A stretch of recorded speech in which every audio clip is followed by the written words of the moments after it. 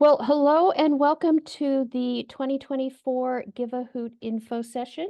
As many of you may already know, Give a Hoot is the Park County Community Foundation's annual community giving challenge. And we are going to be talking today about what this campaign entails, what it takes to get registered, what expectations we have of you as a participating organization, and what expectations you can have of us as the organization supporting your success in this campaign. Okay, so again, the agenda, what is Give a Hoot? How does it work? How does it benefit you? How does it benefit the community? And what are our shared responsibilities? So, Give a Hoot, month-long community giving challenge, connecting community members with the causes that they care about most. We also have a partial match as part of this campaign. This is intended to broadly support all of the participating organizations, and the match formula is based on the total amount of community donations and then the total amount of the matching pool by the time we get to the end of the campaign. In 2023, we increased that match to 15,000. The years previously, it had been at 10,000, and we will see what's going to be happening for 2024. We'll be announcing that in September. So our goals with this campaign are to inspire people to come together and build community spirit, to show pride in our community, to raise awareness of the breadth of the nonprofit sector in Park County, to help the participating organizations diversify and gain new donors, and to support the nonprofit organizations that work in our county. Some of the benefits to you, the nonprofits, is, as I mentioned, there is a partial matching grant. It's a fairly easy giving structure with a few guidelines, which I will be talking about later. Ideally, this is connecting you to new donors and new dollars. There's going to be increased community awareness about your work because of the marketing that we do. And then we also support you behind the scenes with a variety of resources and training and one-on-one assistance with myself, with Kevin Ward, our training coordinator, who's on the call, and my colleague, Amanda. Benefits to the community. So all donor dollars go further due to the partial match. It's an easy giving structure for all levels of giving, and donors can give to multiple organizations with a single check or a single online gift. It's a chance for the community to learn more about our local nonprofits and to show pride in our community by the amount of support we can provide. What did this look like in 2023? We had the most ever number of nonprofits participating. We had 86 nonprofits last year, over 4,000 donations, 1.7 million was contributed by the community, in addition to the partial matching funds of 427,000. So that ended up with 2.1 million in Give a Hoot donations. 14 organizations received a 10,000 partial match, and 5 organizations received the maximum 15,000 partial match. 67 remaining organizations received 41 cents for every dollar that they raised. As a reminder of the timeline, we are currently in the Give a Hoot registration period. That is going to go until Wednesday, the 22nd. June 19th is the date that we need to have your online profiles finalized.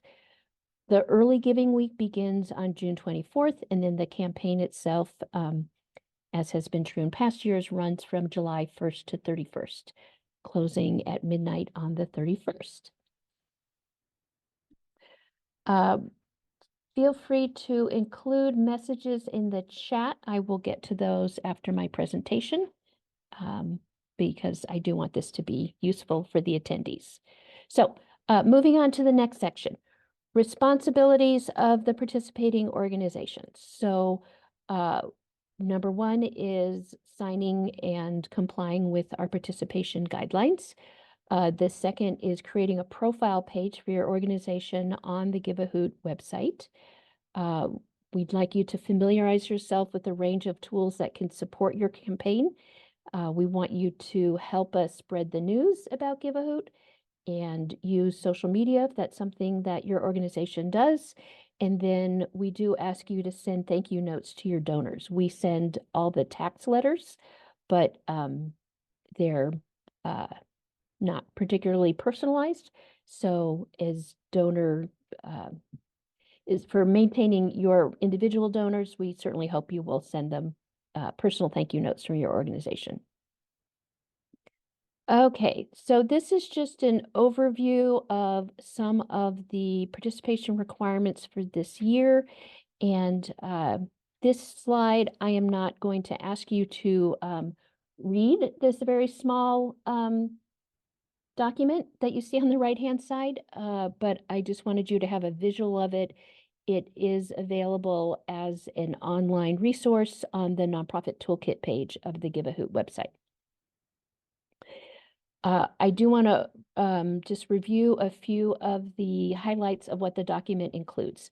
So eligibility for this particular campaign, you must be located in and serving the residents of Park County. And we do extend this campaign to our neighbors in Mammoth because they're a little bit orphaned over there in Wyoming, and they're also really just an extended neighborhood of the folks in Gardner. So organizations have to be located in and serving the residents of Park County, and also must be a charitable organization with a 501c3 status. There are some 501c3s that have slightly different focuses. For the purposes of this campaign, it's a 501c3 and organized and operated for charitable, educational, or scientific purposes. You can also be a fiscally sponsored project of a qualified organization. The contributions that you receive through the Give a Hoot campaign, as I mentioned, early giving starts on June 24th, and we can receive contributions through July 31st, or if they're coming in the mail, they need to be postmarked by the 31st.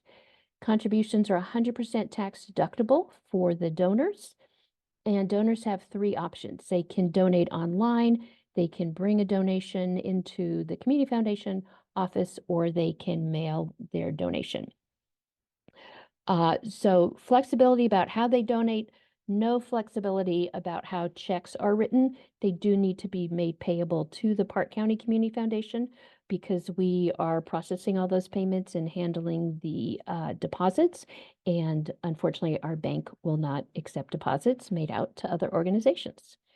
So that's about the money coming in. Let's talk for a moment about what happens when that money goes out.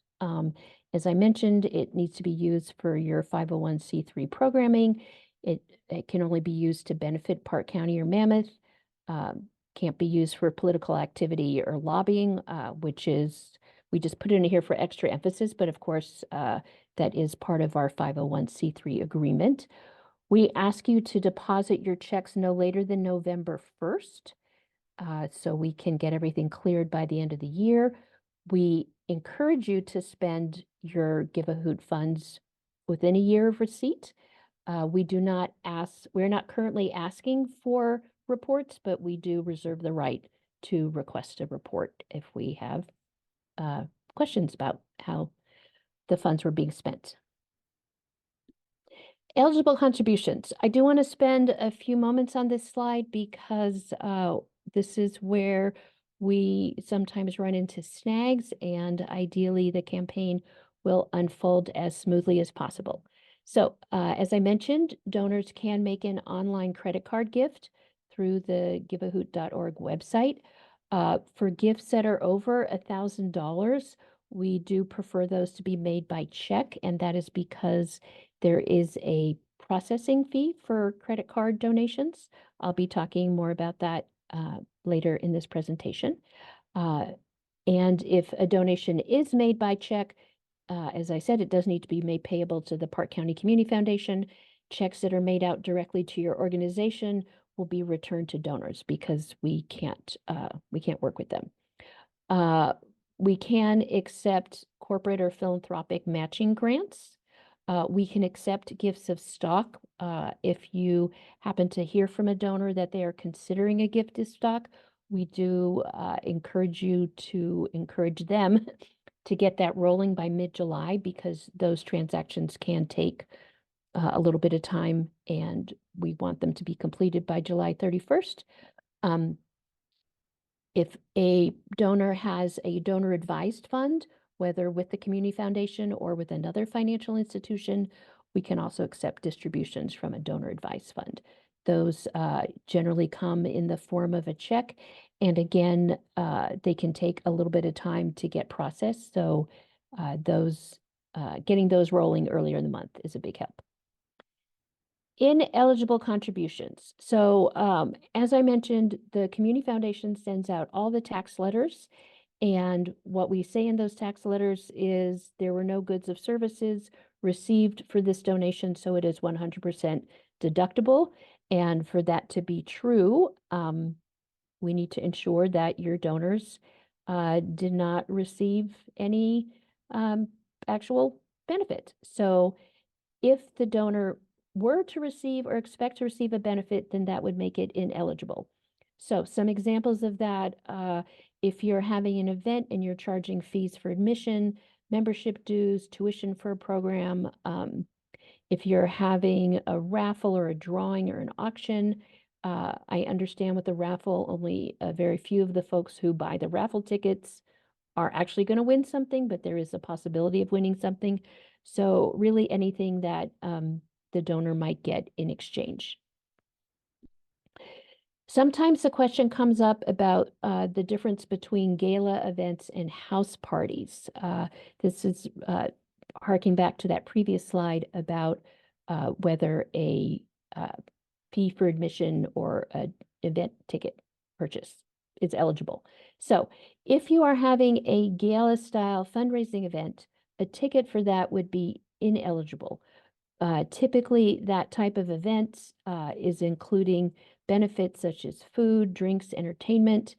If you've had the opportunity to purchase a ticket of that type in the past, you may recall that your tax letter was probably not the entire amount of the ticket. So for example, if you spent $500 on the ticket, then the tax letter might say 200 of that was the cost of the services you received, so that that contribution is only partially tax deductible. And again, because we are processing these and we don't have the capacity to send individualized letters, then we cannot accept donations that fall into that category. However, if you wanted to have more of an informal house party, there's not a ticket for people to attend, but you let them know that you're fundraising through the Give a Hoot campaign. You invite them over, you give them a pitch about your organization, you encourage them to give a donation while they're at the event or afterwards. That is absolutely a eligible contribution. This is a distinction that we come up across kind of on a regular basis. So if you are planning an event, we invite you to reach out to us ahead of time so we can just make sure that all of the funds raised through that event will in fact be eligible. Okay, matching grant funds. This refers to the partial matching grant that you receive from the Community Foundation, in addition to the funds you received that were raised by the community. We encourage you to use those for general operating support. We ask that those not be applied to an endowment, and also that they not be subsequently granted to another organization. Okay, let's talk for a moment about fees. I did mention this briefly earlier in the presentation. So we really want this to be a fee-free event, even though it's a little hard to say, but we aspire to remain fee-free, which means that all of the participating organizations, last year it was all 86 of them, none of them had to pay a fee to participate. We handled all of the administrative tasks and organizations received 100% of the donor contributions. Now, when donors give with a credit card on the website, there is a fee involved with processing that credit card, and donors are given the option to opt in to covering that fee. And we would very much like you to encourage your donors to choose that opt-in uh, selection opportunity. The reason for this is that as the event has grown tremendously year over year, and given that we have a fixed amount of administrative sponsorship fees, uh, we really need to increase the rates of how many donors are opting in to cover their credit card processing fees. Because if the donors don't cover those, then we are having to cover those through our finite pot of administrative fees. We have also heard from the folks who sponsor our event that other giving days, giving community challenges tend to have a much higher rate of folks opting in on the credit card fee. So we're not exactly sure why that is true for those campaigns and not ours, but we certainly hope to continue to improve this every year. So just to really clarify what this is involved. The option is for the donor to increase their donation by 5.5%. And that increase is fully tax deductible to the donor, but it does not get passed along to the nonprofit. So if a donor contributes $100 through their credit card and they agree to cover the fees, the donor will be charged $105.05. That is fully tax deductible to the donor, but your organization is going to receive just the $100 that the donor intended to give you, and then the remaining $550 is used to cover the credit card processing fees. On a $100 donation, 5.5% is a fairly small amount. Some donors make very large donations via credit card, and 5.5% becomes a very large number. So particularly if you have been speaking with a donor and you know that they are intending a larger donation, we do encourage you to encourage them to make that donation by check. We enter the checks here in the Community Foundation office, and it takes the same amount of effort to enter a check for $5 or $50,000. So we do encourage those checks. Okay, let's see. What do we have next? Okay, this next section is talking about the responsibilities of the Community Foundation. So these are the ways that we help you to be successful. One thing we do is we recruit co-challengers for the matching pool. We lead the campaign and we handle the marketing efforts, and we provide participating organizations with a lot of tools that we hope are going to lead to your success. We have one-on-one support via office hours, email, phone. So that's technical support we can offer you.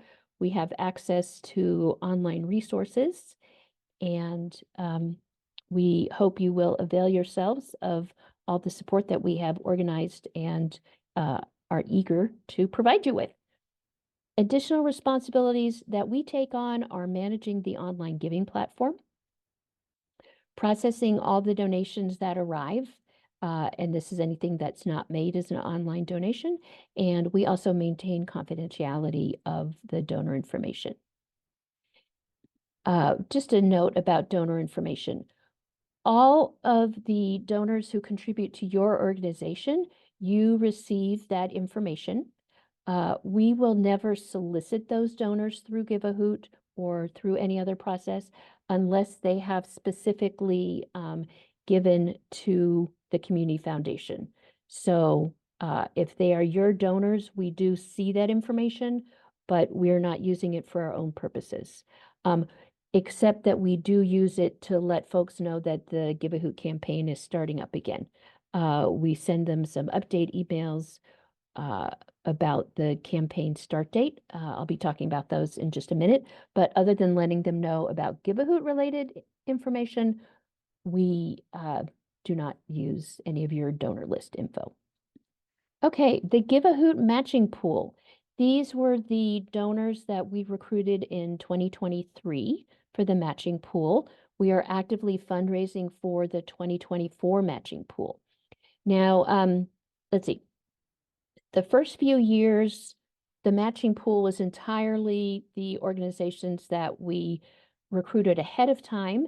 And we had folks say, well, I also want to make a contribution to the matching pool. So now the matching pool is something that general donors can make a contribution to during the course of the campaign. So that is one of the reasons that the matching pool amount is kind of unknown until the end. We know how much we've started with the folks, the organizations we have recruited ahead of the campaign, and then it just depends on what the community donates to that through the course of the campaign. Give a Hoot marketing. So we do quite a bit to let our community know that this is happening and that your organization is participating. We send donor brochures to every address in Park County. We have signage up throughout the county. We have posters in store windows, banners. We do the light pole banners in downtown Livingston. We put up a big headquarters sign in front of our office here on Main Street. And we also host a variety of events so that we can get the concept of Give a Hoot in front of potential donors, and we can offer organizations a chance to get in front of potential donors. I mentioned that we do use your donor email content in a very limited way. One of those ways is that the online platform sends out these automated emails in advance of the campaign to remind folks of what they donated the year before. And it's a little hard to see in this example, but it does show if Kristen, our sample donor here, if she had donated to 5 organizations, then this reminder email would include all 5 organizations and the amount she donated. So if she still feels good about that group, super easy for her to just click a few buttons and make a similar donation this year. These emails are going to go out 3 times. One is the start of early giving, which again is June, looking at my calendar, June 24th. We'll also send those on the event launch date and during the last week of the campaign. We do have the capacity for the second and third emails that we can filter out if the donors have already given. So we're not pestering donors who have already donated that year. Okay, Give a Hoot events. So these are occasions when the Community Foundation staff is out in the community with our canopy, with our banners, with our brochures, talking to folks about the Give a Hoot campaign. The first 3 that are on this list are kind of more informal. You are welcome to join us if you would also like to talk to potential donors. We're going to be at the Livingston Farmers Market for 2 Wednesdays. We're going to be hosting one of the Shane Center's outdoor summer concerts on the 25th, and then we're going to head down to Gardner on the 27th for the Brewfest. This year, our big event at the farmers market is going to be a closing event because it's kind of a rare occurrence that the 31st lands on the actual day that the farmers market is happening. So we're going to be having a closing event at the market. That's going to be more details about that to follow. But for those of you who have participated previously or seen us at the market previously, for that bigger event, we have special booth placement. We have 2 canopies. We have a couple different folding tables, and organizations are invited to come spend an hour or 2 with us and bring your own marketing materials and talk to potential donors, remind people you know who are attending the market that you also are involved with the participating nonprofit, and get to meet some of the other nonprofit leaders in the community who are also participating in the campaign. An additional event that we host in July is the Paradise Ramble. So this is an event that takes place down at Sage Lodge. This week it is going to be on Thursday, July 11th. This event is a fundraiser for the Community Foundation, but it's also an awareness builder and a celebration of the depth of nonprofits in Park County. We do make tickets available to the nonprofit community for a reduced rate of $175. That covers the cost of food and entertainment at the event. Attendance is entirely optional. Some nonprofits find that this isn't a good fit for their time and dollars, and other nonprofits really enjoy being there, having a chance to talk informally with some of their donors or prospective donors. It really varies depending on your organization and frankly also on your personality type, whether you enjoy an event like this. We are happy to have individual conversations with you to help you decide if that's something that makes sense for your time and energy. We do initially limit the tickets to the Paradise Ramble to one per organization. A second ticket may become available in July, but initially it's just limited to one per organization. And in order to get those tickets, there's a link here that you can use, and that just sends you to a Google form where you can let us know your name, your contact info, and whether you want us to keep you on the wait list for a second ticket. Okay, in addition to events, we do have a variety of resources to support your success. This one is actually also an event. It's a training event. Keva is coordinating this one, so any particular questions about this event, Keva can answer those at the end of this session.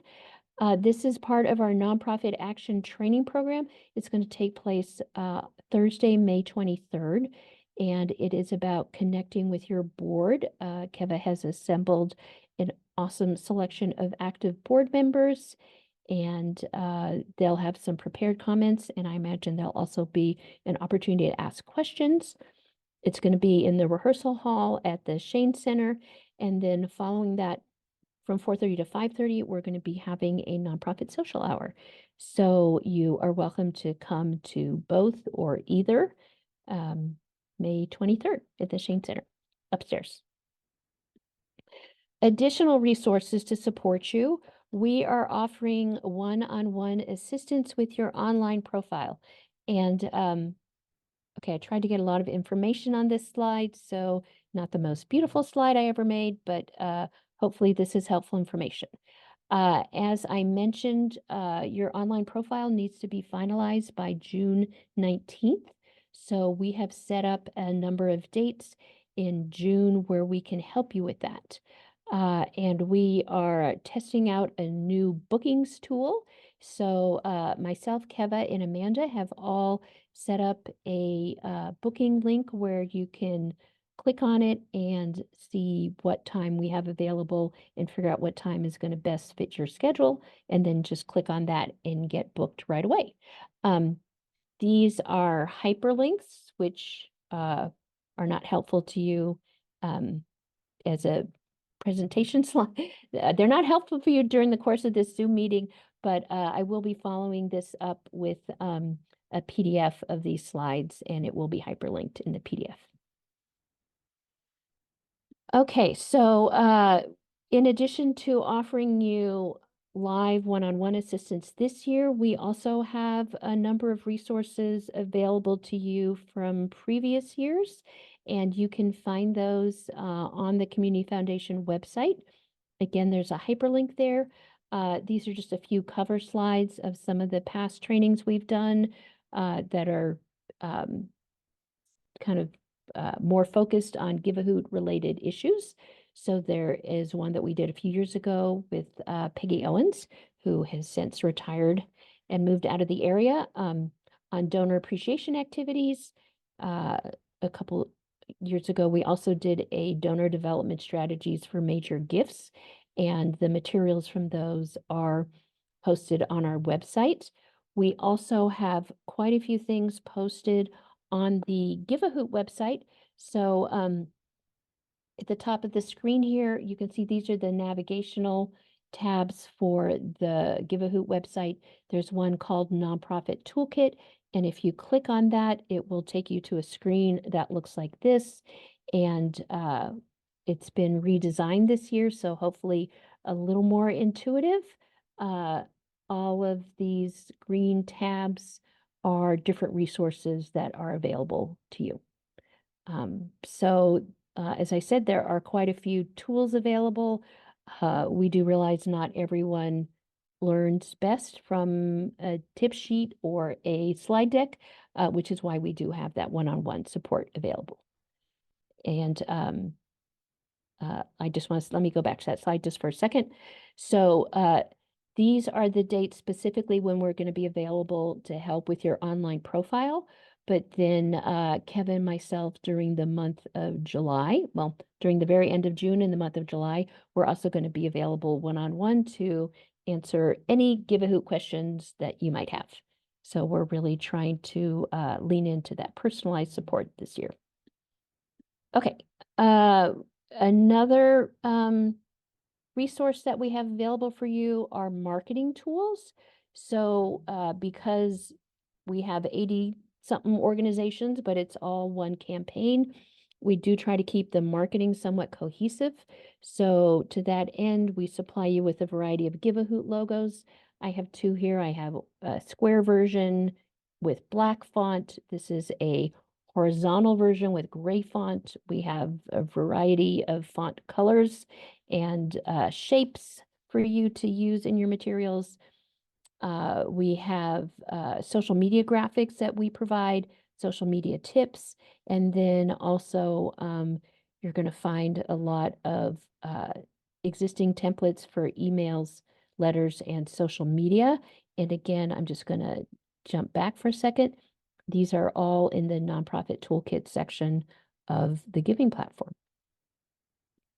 Okay, so hopefully, after all that information, you're still feeling enthusiastic about the campaign. So if you are interested in participating this year, this is how you can go ahead and get registered. You don't have to be on the website in order to access this registration, how-to registration slide deck. What we have, this image here is just one of the first slides from the deck, but it walks you through step by step what's involved with getting registered and how you can get started to set up your online profile. Also, another source of support is that Neon One, they're the organization that hosts the event. They have support that they offer through email, and they are online Monday to Friday, 8 to 5. Sometimes they can get to their emails quite a bit faster than we can because we have a small staff and things get very busy during the month of July. So we do just want to remind you that that is an option for support that may get to you more quickly than we can respond. But we also are here to help with your Give a Hoot success. And here is your Give a Hoot team. Again, it's myself, Keva Ward, who's here on the phone with us or Zoom with us. Amanda Hester is our operations manager. She, through most of the year, she works remotely, but she will be back for some portion of July. But she is the mastermind behind the website and the financial details. And Annie Beaver, shown here as well, our Director of Finance and Administration. Annie is your go-to if you are having a fund transfer, a stock transfer, something that's a more sophisticated giving vehicle than a check or a credit card.